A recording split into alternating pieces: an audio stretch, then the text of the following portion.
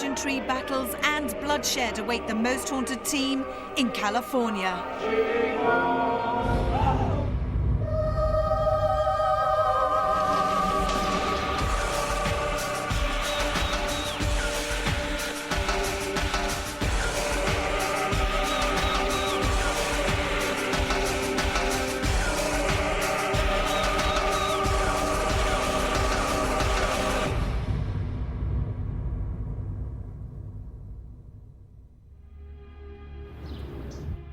Hello and welcome to Most Haunted USA.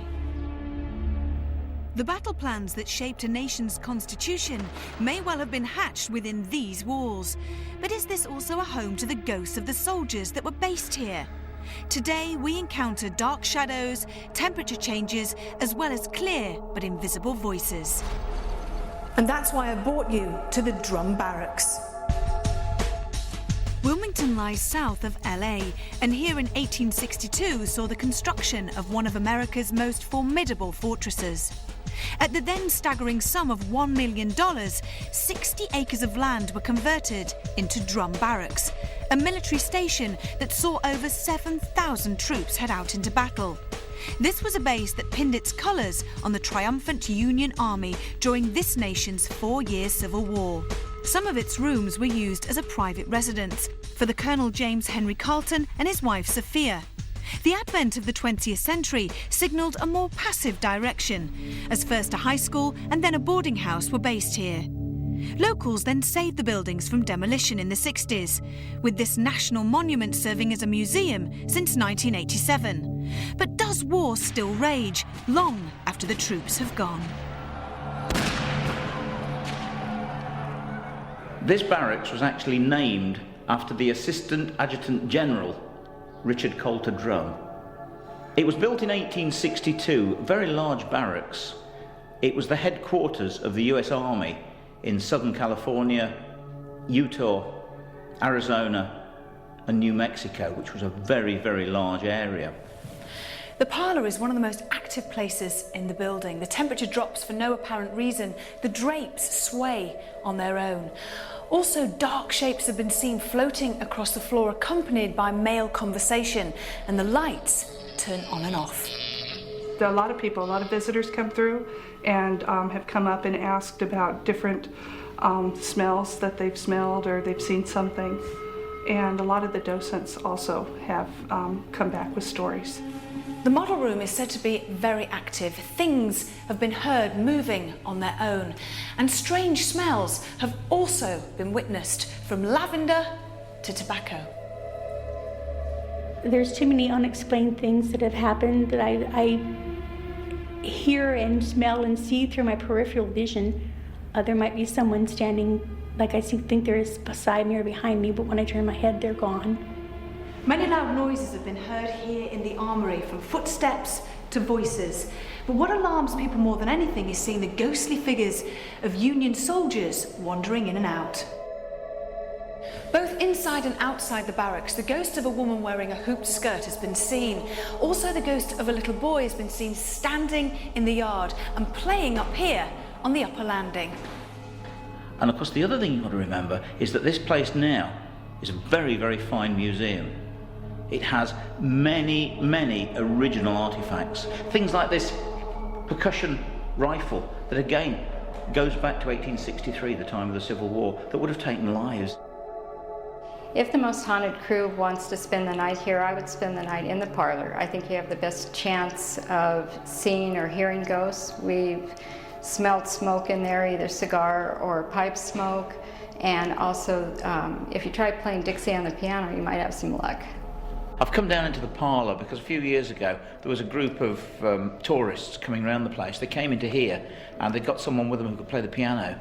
And they said, "What shall we play?" I says, "Well, I want you to play Dixie, because Kathy and I are the only two Confederates here, and since this is a Union barracks." So we were facing the parlor door. Everybody else was facing us, and she started to play Dixie. Which of course is almost the Confederates' national anthem, for want of a better word. This light out here just went nuts. I mean, it just was flickering on and off and kept it up until we stopped. And then when we came out here, it never did it again. And I haven't seen it again, happen again. But maybe if you play Dixie, it will. And with so many tales to tell, it does appear that Wilmington's drum barracks has a lot to offer our investigation, as parapsychologist Kieran O'Keefe explains. What's fascinating about being at an American location is we're only looking at a period of about 150 years. In England, we're looking at locations that go on for many centuries, 500, 600 years, and we've become quite accustomed to that. The fascinating thing about being at this location is that we've, in essence, got the same number of sightings, the same number of testimonies, but over a shorter period of time. And that I find very interesting. So where do you think we should start our investigation tonight? I think what we should do is maybe begin with a séance. But in terms of experiments, we've got a lot to focus on. We've got apparitions, we've got strange odours that people have reported, a little bit of poltergeist activity, and audibles as well. We've got a lot of auditory phenomena in various locations. Now, you say that we're going to start the investigation off with the séance. A lot of the time in the past when we've done séances, we've had taps, rappings and knocks. What do you put that down to? On the team, we have a sound man, John Gilbert. Now, his role essentially is to try and pinpoint where that sound is coming from, and that's why it's great to have him, because then at least we can discount the possibility of fraud. On previous investigations, he's able to pinpoint it's not actually coming from the floor area, it's not coming from anybody's feet, it's actually coming from the table itself. And it's very, very useful to have somebody like that on the team to discount all sceptical explanations. Now, we're also, before we do the séance, we're going to do something quite unusual, which is you play the piano, and it's been known here that many witnesses, when they sing, I think it's the Dixie song, right, that phenomena does happen. So I think it'd be quite a good idea for you to play the tune. Okay, yeah, I'll attempt to do that.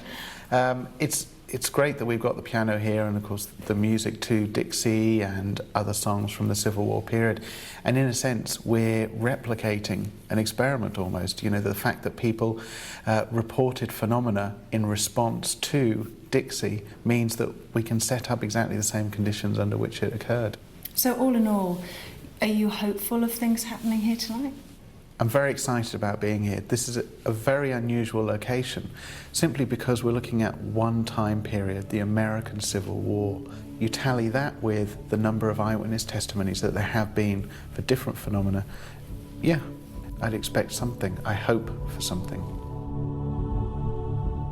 So will a little provocation reap rewards tonight? With spiritualist mediums Derek Okora and David Wells now ready to channel any astrals present within this military museum. Most Haunted eagerly and expectantly head into the drum barracks.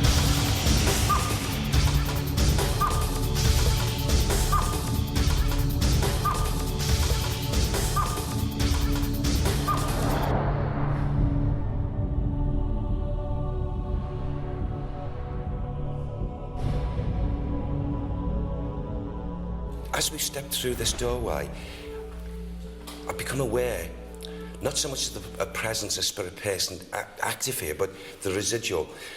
And it was a young man, most definitely a soldier. And you know when a person is like battle shocked, and his mind's not clear, and I feel that is thick and fast in this residual energy here. So he's reliving the trauma? Absolutely, reliving time and time again. It might be somebody that today we would diagnose as PTSD, yes, post-traumatic stress. Yeah, that I would put down to those feelings, right, definitely, you know. Any name with him? It's either first name or surname, Francis. I feel it's surname. And with him, only a young man. How old? In his 25, 26, 27, around that age. So how did he die? Was it in battle that he died? I feel it could have been the result of finally he went into battle and he was finally, you know, hit and fatally wounded. But the mental torture is not so much his memory from actually passing, you know, that final, but what he went through before he met his end.